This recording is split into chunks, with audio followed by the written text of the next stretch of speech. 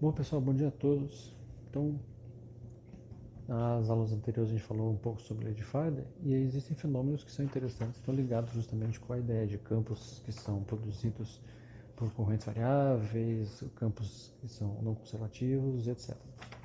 Então, uma coisa importante que acontece, que a gente vai falar hoje, é sobre a existência de uma coisa chamada indutância mútua.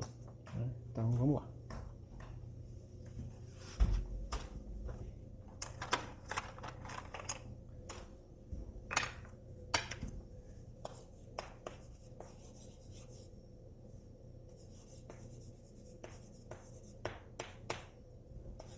Indutância mútua e também, né, a autoindutância. Para falar ideias, né, então considere inicialmente que a gente tenha dois circuitos, né, do tipo essencialmente unidimensional, né, fiozinhos então, pelos quais eventualmente passa a corrente.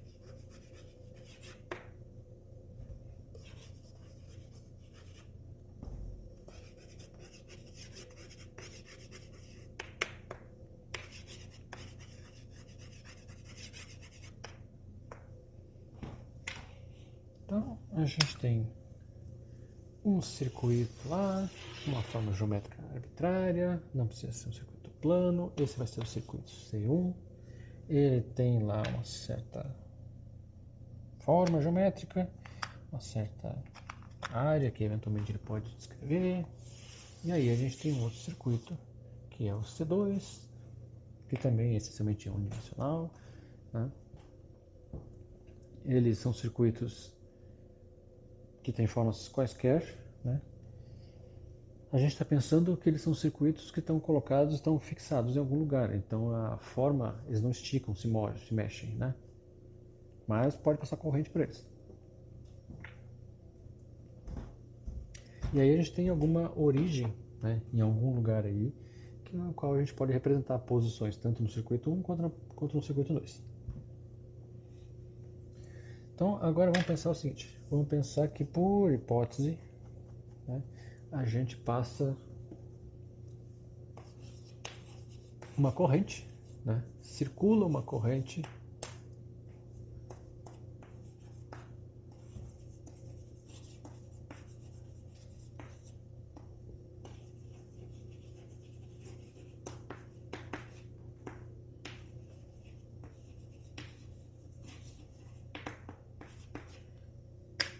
tá? Então o circuito C2 nesse momento inclusive na verdade não importa, né? Importa que a gente circula uma corrente I1 do circuito C1. Então vamos dizer que a corrente seja uma corrente desse jeito aqui. Bom, como a gente tem uma corrente circulando no circuito, então corrente circulando em fios, a gente tem geração de campo magnético. Esse campo magnético é gerado aí em volta desse circuito, né? E aí a gente não sabe como é que é a cara desse campo magnético, mas a gente pode calcular, em princípio, por usando uma relação, né, de Biot-Savart.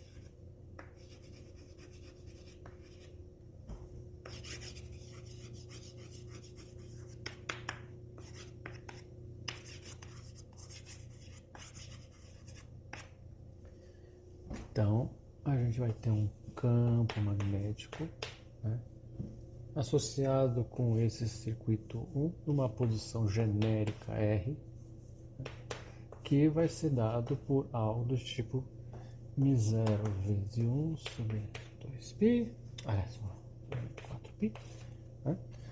Lei de Biot-Savart. dl1 vetorial, né? Aqui é importante deixar bem claro quem que é quem aqui. R menos R1 ao cubo.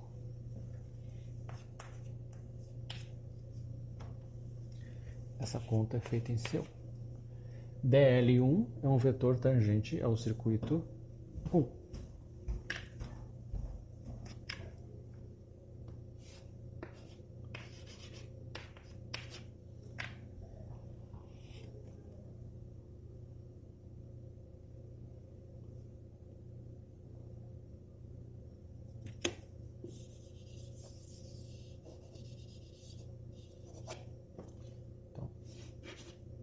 dl1 que está em algum lugar,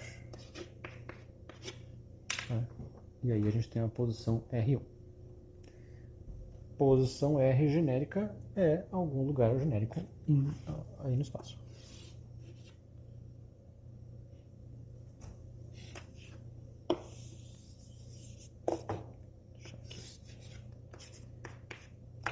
Então, dado que circula a corrente no circuito C1, a gente vai ter um campo magnético dado por aquela expressão lá, numa posição genérica R e dado por aquela coisa lá. Tá? O ponto aqui, né, importante é que se a gente não mudar R e sendo o circuito fixo, né, as posições R1 e os dl1, todos eles são fixos. Então isso aqui, na verdade, né, não muda, ainda que eu, por exemplo, altere a corrente 1.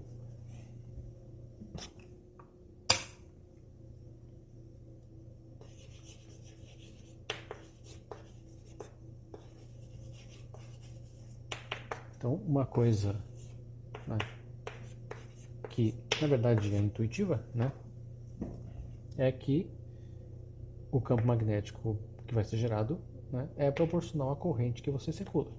Se você dobra a corrente, você vai ter o dobro do campo magnético. dl1, R e R1 não são alterados por causa disso. Beleza. Tudo bem. Agora, digamos que por algum efeito, então, existe um campo magnético aqui em toda essa região, que existe em pontos que ficam perto do circuito C1, em pontos que ficam longe do circuito C1 e em pontos, inclusive, que correspondem a pontos do circuito C2.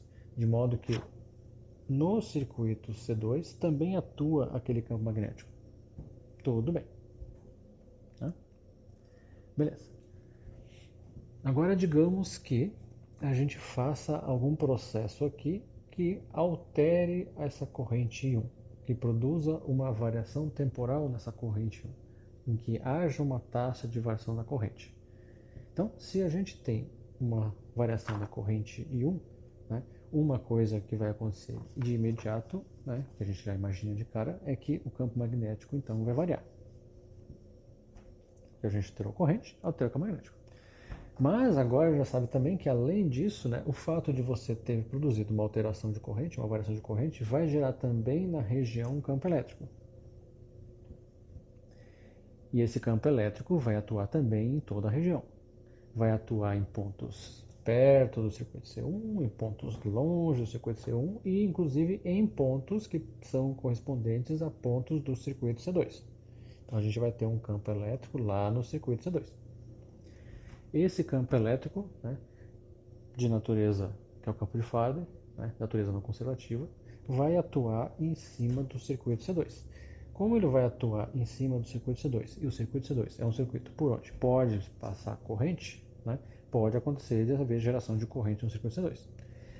Por quê? Porque vai acontecer a geração de FEM no circuito C2. E qual a origem da FEM? Né? A origem da FEM é justamente o campo elétrico que foi produzido sobre pontos do circuito C2. De modo que há uma FEM lá. Beleza. Como calcular essa FEM? Bom, uma possibilidade através da integral de E escalar dl. Né? Mas como a gente tem, né, que há uma relação, que é a lei de Faraday, entre rotacional G e del B del T, a gente pode calcular essa FEM também pelo outro modo que envolve variação de fluxo magnético. Então a gente pode pegar e chegar nesta FEM, né, por meio da variação do fluxo magnético através da área daquele circuito. Se a gente quer calcular quanto é que vale a FEM, né, que surge no circuito C2 quando a corrente I1 varia.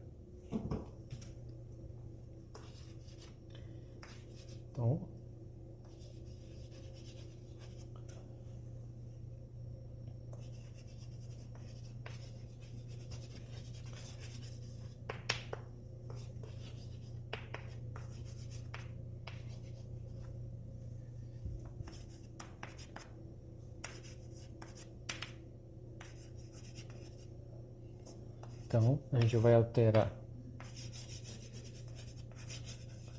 B1,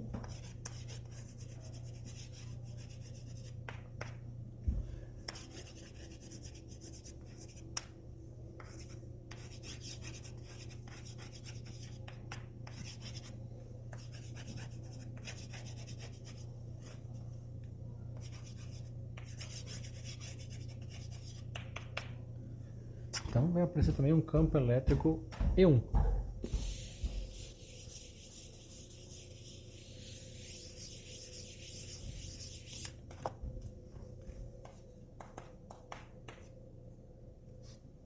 Que é um campo de Faraday, né? Não conservativo.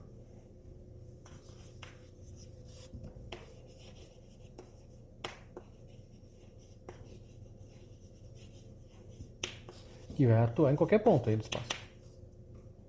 Tá? Com isso, a gente vai ter então uma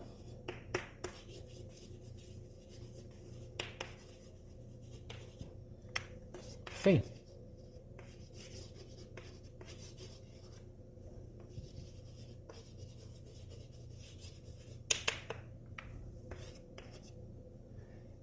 Veja que, na verdade, vai se gerar FEM em qualquer circuito geométrico que você queira definir aí. Vai se gerar FEM nesse circuito aqui, né?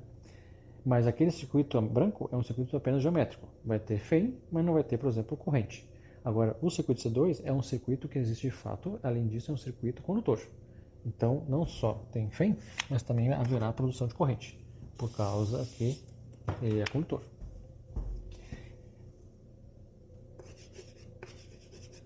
A FEM que vai surgir é de origem elétrica. E a gente pode calcular quanto vale.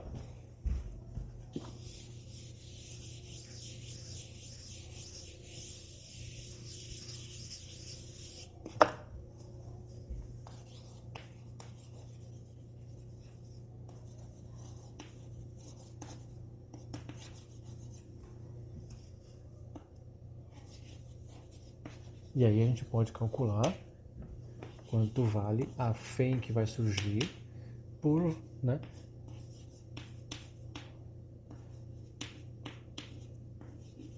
por meio dessa relação aqui. Para isso, primeiro a gente precisa calcular o fluxo. O fluxo magnético produzido pelo campo em cima de S2, né, da superfície 2, ou em cima de 2 só, em cima do circuito 2, vai ser a integral de B1 escalar N2 TA2 TS2. Tá? E aí,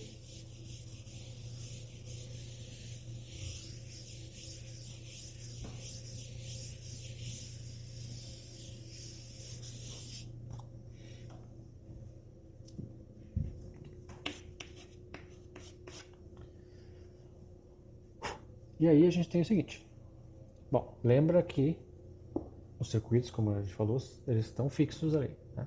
Então, a parte geométrica do circuito está fixa, de modo que uma vez que você definiu o circuito C2 e definiu uma certa superfície S2, a normal essa superfície também está definida, de modo que a parte geométrica aqui não muda. O que muda para o fluxo é se você alterar B. E a gente viu agora há pouco que a gente altera o B1 se a gente mexer na corrente, porque B1 é proporcional à corrente. Então a gente altera o fluxo de B1 se a gente alterar B1.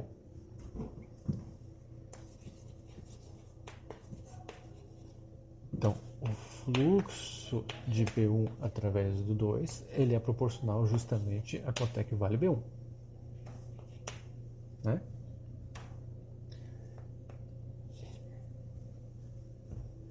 Mas o B1 é proporcional a I1. Logo, a gente tem que o fluxo magnético de B1 através do 2 vai ser proporcional à corrente que passa no 1. Que também tem uma certa lógica, né? Se a gente dobra a corrente que passa no circuito 1, né? O campo magnético vai dobrar, então vai alterar, essencialmente vai dobrar o fluxo magnético, né? Que atravessa o circuito definido por C2. Então o fluxo é proporcional a I1. E aí, para a gente transformar essa relação de proporcionalidade numa relação de igualdade, a gente introduz um parâmetro que não depende dos dois, né? Pode depender de outras coisas, mas não depende desses dois. E aí esse parâmetro, né, justamente é o que a gente chama de indutância mútua.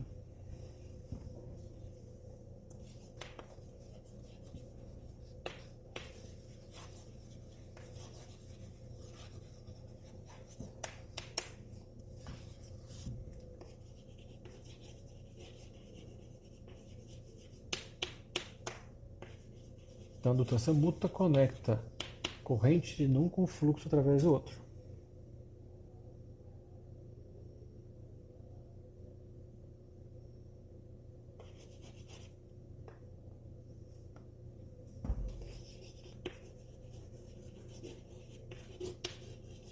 Então, fluxo magnético de um através do outro vai ser a indutância mútua que conecta os dois.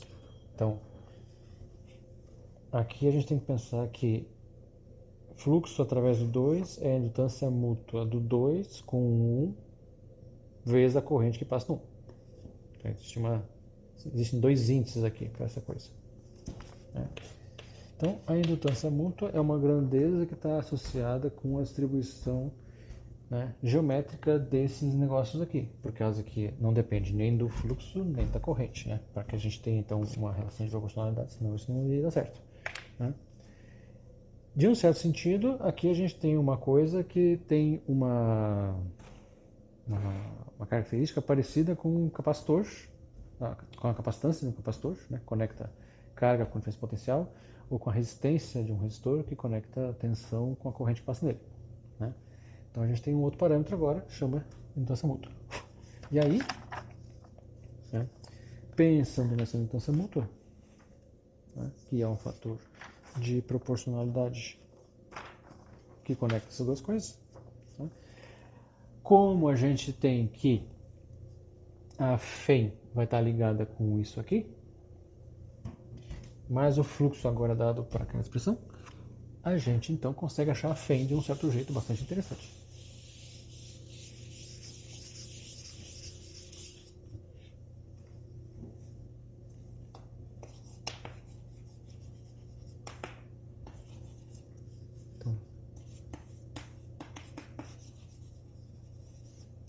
Então a FEM que surge no 2 vai ser menos a derivada temporal do fluxo, que é a derivada da indutância mútua vezes a corrente. Né? A gente já vai ver do que a indutância mútua depende, né? Mas aqui o ponto importante aqui nessa brincadeira, tanto do ponto de vista operacional, né, de aplicação dessas coisas, quanto do ponto de vista fundamental também, né? A gente vê que a FEM que surge no 2 está conectada numericamente, né, com a corrente com a taxa de variação de corrente do primeiro, né, do primeiro circuito, que no caso aqui a gente chama de primário, a FEM que surge no secundário, né, é proporcional à taxa de variação de corrente no primário e a grandeza que faz a proporção é a indução mútua. Né? Então, se a gente tiver uma taxa de variação de corrente no primário, né, vai haver uma FEM que depende de quanto é a taxa, mas também está conectado com qual é o valor de indução mútua que existe entre os dois circuitos.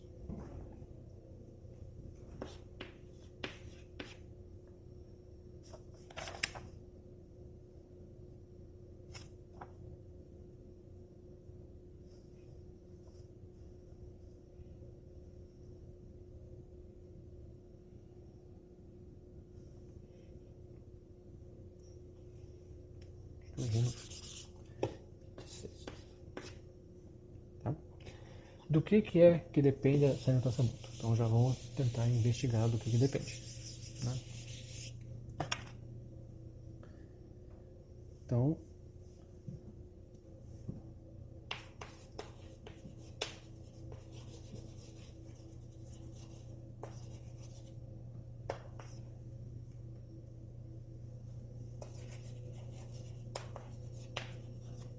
Então, primeiro, pensando nisso aqui, o fluxo magnético, né,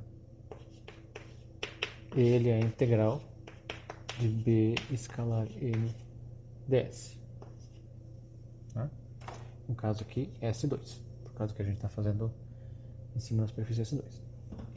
Aí a gente lembra, né, que B, aqui é B1, B é o rotacional de A, no caso 1A1, escalar N ds, em cima de S2. Daí a gente usa agora aqui teorema de Stokes. Então, fluxo de B1 através de 2, né, vai ser igual à integral de A1 escalar N ds ao longo de C2. Então, essa expressão a gente até já tinha verificado isso aqui antes, né? Que a gente pode calcular o fluxo através da integral do A, nesse caso. Muito bem. Quanto vale o A nesse caso? O A1, né? Como a gente tem fios aqui, né? A gente estava falando de algo essencialmente unidimensional, né?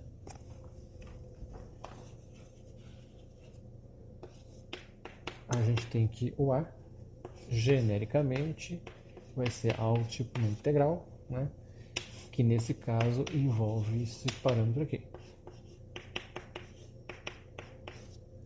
Então, só para pegar uma expressão genérica aqui, né?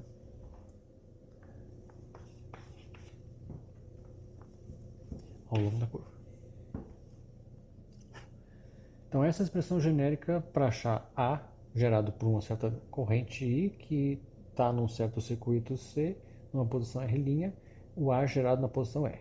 Ok, no nosso caso, a gente tem que o A que a gente quer é o A1, logo R' vai ser R1, I vai ser I1, DL é DL1 e R é uma posição genérica. Né? Só que essa posição genérica, na verdade, são pontos do circuito R2, do circuito C2. São pontos aqui. Então a gente quer o que acontece quando isso é igual a isso aqui, quando a gente está com uma posição do observador em cima do R2.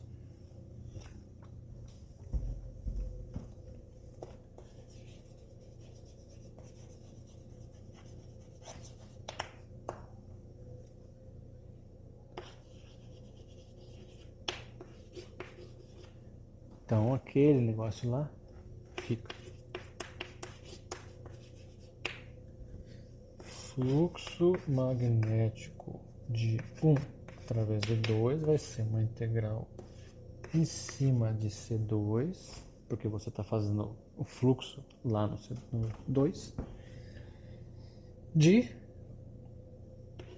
A1, que é 0 sobre 4π, uma integral feita na curva do C1, I1 dL1 a gente quer que o R corresponda a R2, R' corresponda a R1. Isso é o A, né? Escalar dL2. E aqui eu fiz uma coisa bem errada, né? Aqui é a escalar dL2. É uma integral de linha, né? Bom, aí aquilo ali a gente pode reescrever. Porque nessa integral, μ0 e cota são constantes, o I1 também é uma constante para a integral, aqui são fatores geométricos só, e o resto fica o seguinte: ou φ de B1 através de 2 fica μ0 e 1 4π, aqui fica explícito a questão que o φ é proporcional ao I, integral de C2, integral de C1, dL1 escalar dL2, R2 menos R1.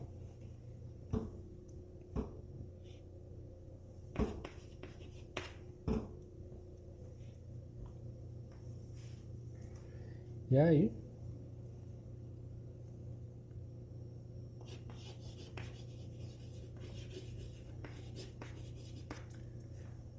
pegando então agora isso aqui,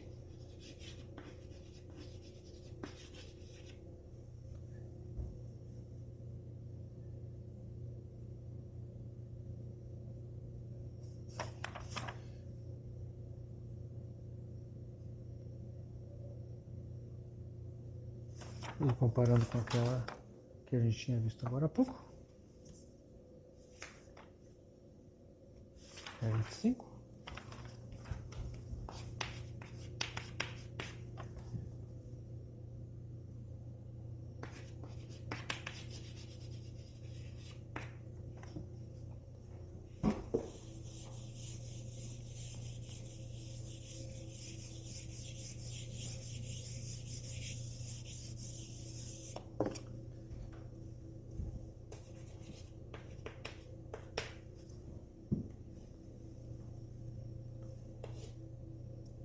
Então a gente tira o seguinte: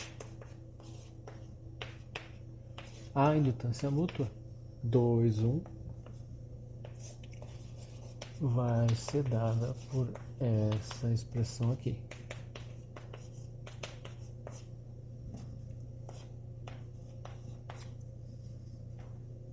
Tá.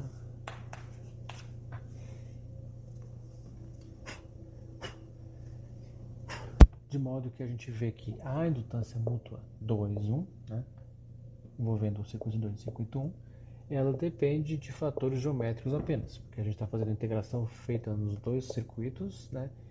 Aqui a gente tem posições dos dois circuitos e os vetores tangentes aos dois circuitos. Isso daqui, então, né, é alterado quando você altera a forma geométrica dos circuitos ou quando eventualmente você faz uma alteração no meio que a gente está ali. A gente está supondo que o meio, no caso, é vácuo. Tá? Isso aqui é chamado de fórmula de Neumann.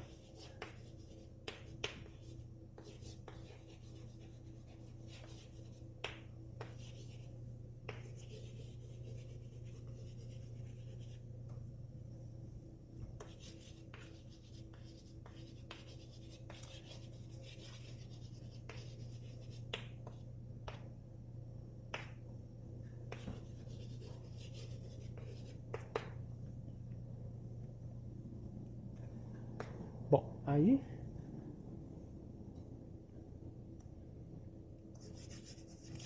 acontece uma outra coisa.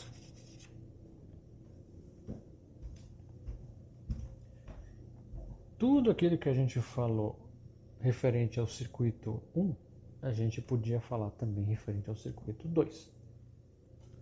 Ou seja, no circuito 2 pode ter uma corrente I2, essa corrente I2 vai gerar um campo magnético B2, esse campo magnético B2 atua em tudo quanto é lugar, atua nessa região aqui, atua aqui e eventualmente também atua em pontos do próprio circuito C1, ok, beleza? Pode acontecer uma variação de corrente no circuito C2, isso vai alterar o campo magnético B2, e a variação de corrente no circuito 2 vai produzir também um campo elétrico E2, não conservativo, um campo de Faraday, que vai atuar perto do circuito 2, aqui em qualquer lugar, e também em cima dos pontos do circuito 1. O campo elétrico E2 atuando em cima do circuito 1 vai gerar FEM na região do circuito 1 e eventualmente gerar a corrente. Né? Então, a gente pode achar quanto é que varia essa FEM também através da variação do fluxo magnético, só que agora é o fluxo magnético através desse circuito. E aí, também vai ter uma indutância mútua, né? 1, 2, nesse caso. Então a gente pode repetir os mesmos cálculos.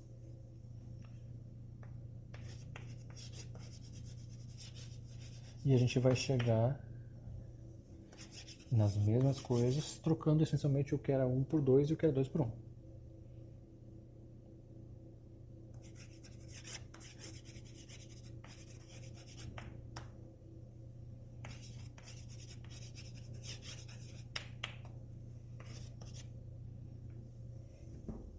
Então também pode haver uma influência do circuito 2 em cima do 1, né? E repetindo as contas, só trocando 1 por 2 e 2 por 1.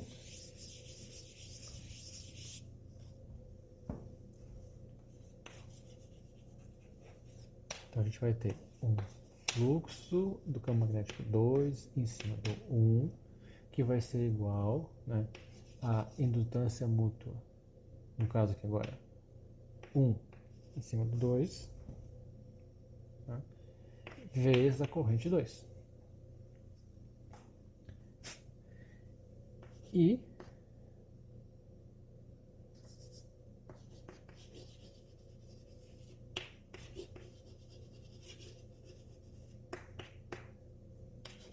então a indutância mútua 1, 2 vai ser, desenvolvendo a mesma coisa, μ0 sobre 4π integral. Daí vai ser C1, C2, dl2 escalar dl1, R1 menos R2.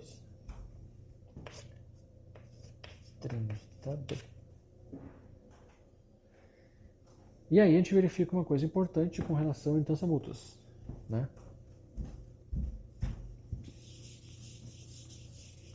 Comparando 30A e 30B, a gente verifica que as indutâncias mútuas, né, de um circuito com o outro são iguais.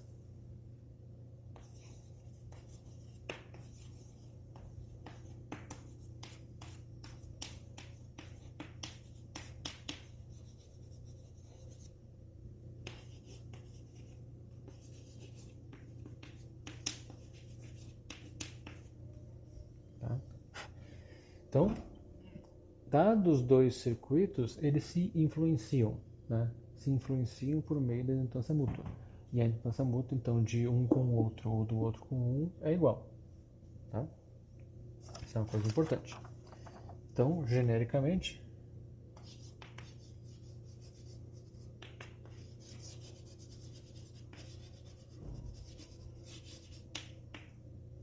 a FEM que é gerada num circuito secundário é a indutância mútua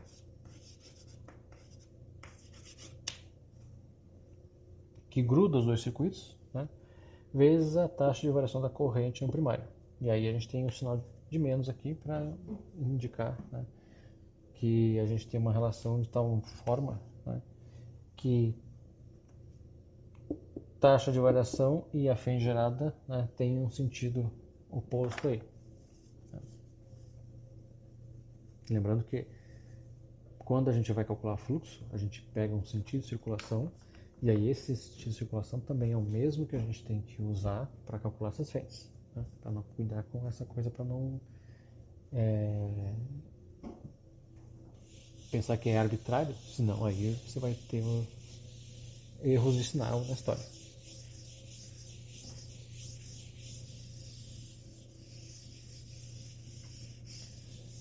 Continuando com essa ideia, nota agora que que a gente tem também o seguinte.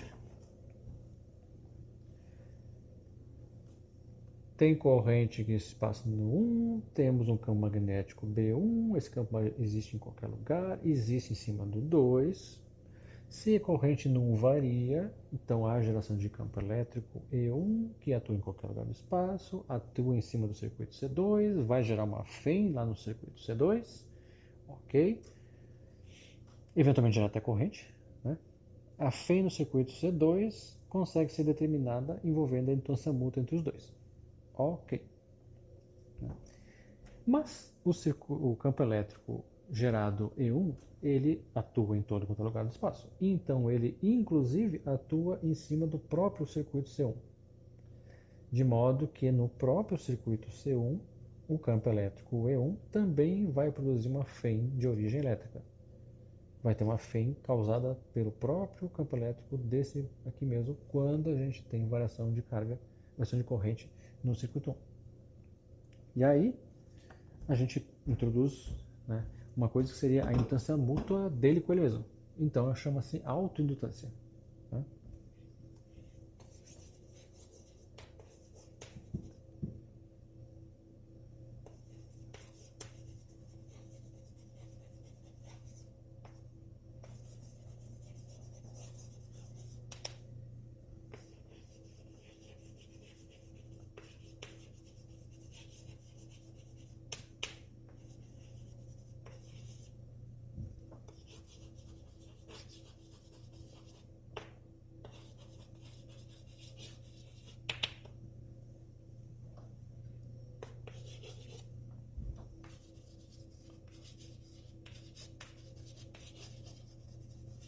Então, o fluxo magnético do circuito 1 no próprio circuito 1 também é proporcional à corrente I1 e seria uma coisa do tipo M11 I1. Mas isso daqui a gente não escreve assim, a gente escreve assim. O fluxo magnético do circuito 1, por ele mesmo, né, ele é uma coisa, né, que é essa M11 a gente chama de L. Tá? E esse L é o que a gente chama de autoindutância.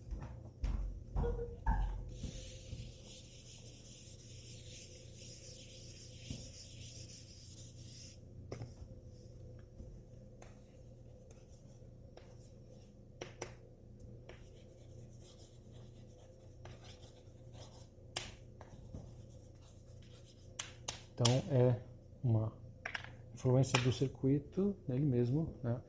Porque todo ponto alguma coisa fez com que houvesse uma taxa de variação de corrente, a taxa de variação de corrente gera campo magnético e gera campo elétrico em toda a região do espaço. Então há uma geração de um campo elétrico em cima dos pontos que correspondem ao circuito C1, vai haver então uma FEM gerada de origem elétrica em cima do circuito C1.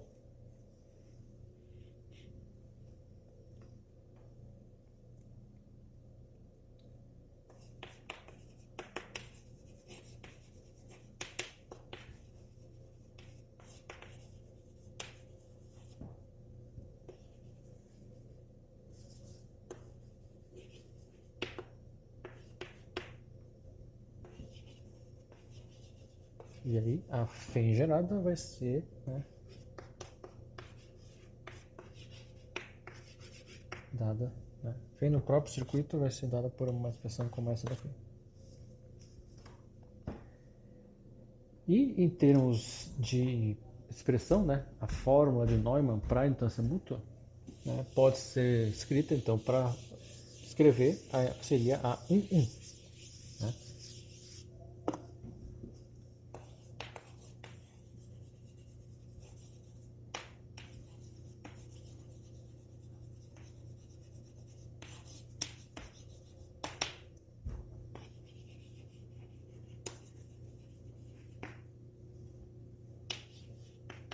Então, I0 sobre 4π é integral ao longo do circuito, e aí a integral feita ao longo do mesmo circuito de dl escalar dl' R menos R'. onde tanto o L quanto o R', né, representam pontos do mesmo circuito. Aí o que acontece é que, dado que você aqui está fixando esse e está varrendo esse em todo, em algum momento você vai acontecer de que isso é igual a isso. Então você teria uma divisão por zero aqui. Na verdade acontece infinitas divisões por zero. A expressão da forma de Neumann é uma expressão formal, né? A gente efetivamente não calcula indutâncias, nem indutância mútua, nem autoindutância por meio dessa expressão, mas para desenvolver algumas expressões em formalismo, então ela é importante. Tá? A gente vai ver uns exemplos daqui a pouco, na próxima aula, né, sobre como é que você pode determinar, por exemplo, para um certo problema, né, como é que seria a autoindutância e indutância mútua. Tá? Então, que é importante, né, pensar em que tudo isso acontece, no fim das contas, por variação de corrente. E isso foi o que Faraday efetivamente fez experimentos. Um circuito primário, um circuito secundário, variação de corrente no primário, desligando o circuito ou ligando o circuito e verificando se lá no outro havia passagem não de corrente. Haverá corrente no secundário se houver uma FEM no secundário. Haverá uma FEM no secundário se houver um campo elétrico atuando em cima do secundário. Haverá um campo elétrico atuando em cima do secundário se houver uma variação de corrente. Né? Faraday não sabia nada disso, estava testando para ver o que acontecia. Então, ao fazer variação de corrente aqui, ele percebeu que lá surgia corrente. Então essa é a verificação e essa foi a forma primeira da lei de Faraday ligada com, sim, variações de corrente e não com coisas que foram escritas depois e que não faz muito sentido com a história de fluxo magnético variável, o circuito tem que responder a esse circuito que já no outro fluxo no contrário, não sei o que, pipipi, bababá, toda essa coisa nada aí que na verdade não faz sentido nenhum. Né? Ou que um campo gera outro e tal. Não. Há um gerador, que é a variação de corrente, e isso gera os campos, e os campos atuando em condutores produzem corrente, eventualmente. Tá? Bom, próxima aula, né, vamos fazer alguns exemplos sobre essa parte de indutância mútua aqui. Então, pessoal, obrigado a todos, até a próxima, tchau!